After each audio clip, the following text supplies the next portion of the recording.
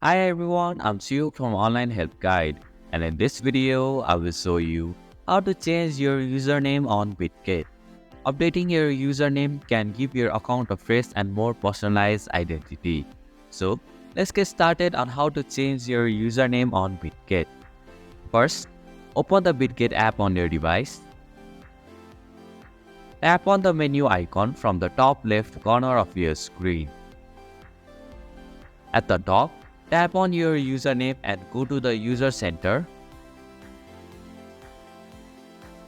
Here, you will find the username option. Tap on it.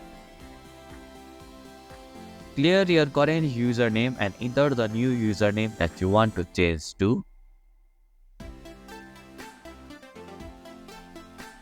Finally, tap on the Confirm button to save the changes.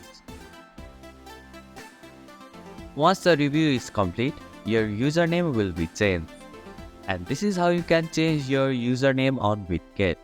Thank you for watching Online Help Guide.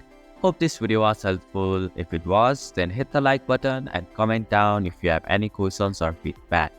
Also, if you are new to our channel, please subscribe and hit the bell icon so that you won't miss our upcoming videos.